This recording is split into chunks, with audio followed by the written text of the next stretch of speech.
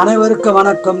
பஞ்சபூத ஸ்தலங்களில் நெருப்பு ஸ்தலமான திருவண்ணாமலை அண்ணாமலையார் கோயிலை பற்றி தெரிந்து கொள்ளும் வாருங்கள்.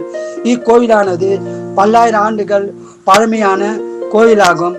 பௌர்ணமி கிரிவலம் இங்கு செல்வது சிறப்பானதாகும்.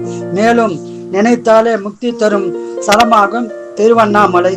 கிரிவலம் வரும் பாதையில் பல சித்தர்கள் ஐக்கியமாய் உள்ளார்கள் என்பது சிறப்பாகும். இக்கோயிலானது 24 ஏக்கர் பரப்பளவு கொண்ட கோயிலாகும்.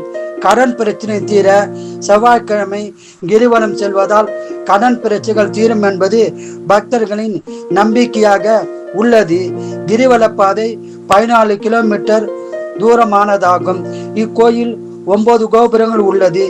இக்கோபுரங்களானது 1370 ஆண்டு முதல் தொடங்கி 1590 ஆண்டு வரை 820 ஆண்டுகள் ஆனதாம். 9 கோபுரங்கள் கட்டி முடிக்க பல அரசர்களால் கட்டப்பட்ட கோயிலாகும். அதில் குறிப்பாக கிருஷ்ணதேவராயர் மற்றும் வல்லாள மகாராஜா திருப்பணிகள் பெரு பங்கு வகிக்கின்றன என்பது வரலாற்று சான்றாகும். கிரிவல பாதையில் 12 ராசிக்குரிய அஷ்டலிங்கங்கள் உள்ளது சிறப்பாகும்.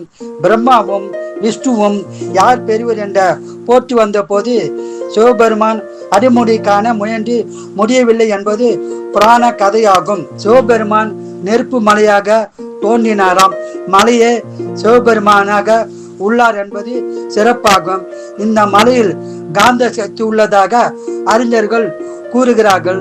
கிரிவல பாதையில் ரமண மகரிஷி ஆசிரமம் உள்ளது சிறப்பாகும். 18ஆம் நூற்றாண்டில் 171 அடி உயரமுள்ள கோபுரம் ஒரு பெண் தனியாக முயற்சி செய்து பொதுமக்கள், வணிகர்கள், அரசர்கள் உதவியுடன் கட்டி உள்ளார் என்பது வியப்புக்குரிய ஆச்சரியமான விஷயமாகும்.